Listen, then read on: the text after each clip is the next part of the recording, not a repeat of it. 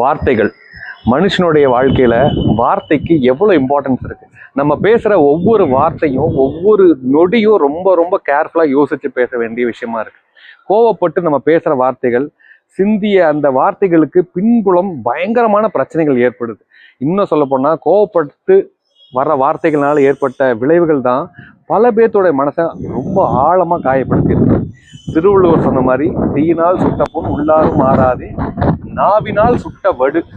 ஏன் இந்த திருக்குறளை திரும்ப திரும்ப சொல்றேன் அப்படின்னா, வார்த்தையினால பாதிக்கப்பட்ட பல குடும்பங்கள் பிரிஞ்சு பல வருஷங்கள் ஒன்று சேராம இருந்திருக்காங்க. அண்ணன் தம்பி உறவுகள் பிரிஞ்சு, அக்கா தங்கச்சி பேசாம இருந்து, இப்படி எத்தனையோ பேரு இந்த வார்த்தைன்னு ஒரு விஷயத்துல மட்டுமே நிறைய நாள் பிரிவுகளை சந்திச்சிருக்காங்க. வைரமுத்து சொன்ன ஒரு வாக்கியத்தை நான் இங்க நினைவுபடுத்த விரும்புறேன். உறவு அருந்த வீடும் இளவு விழுந்த வீடும் ஒண்ணுங்கிறார். ஏன் அதை சொல்றாருன்னா, ஒரு வார்த்தையை சொல்லி ஒரு குடும்பமே பிரிஞ்சிருக்கும். அந்த வார்த்தையை நம்ம எவ்வளோ யோசிச்சு பேசினோமா, இல்லை கேஷுவலா பேசிட்டோமா, இல்லை கோபமா பேசிட்டோமா அப்படின்னு ஒரு 2-3 வருஷத்துக்கு அப்புறம் தான் தெரிய வருது. ஸோ இந்த வீடியோவோட நோக்கமே என்னன்னா, ஒவ்வொரு வார்த்தையும் ரொம்ப இம்பார்ட்டன்ட். ஒவ்வொரு முறையும் அதை யோசிச்சு பேசுங்க.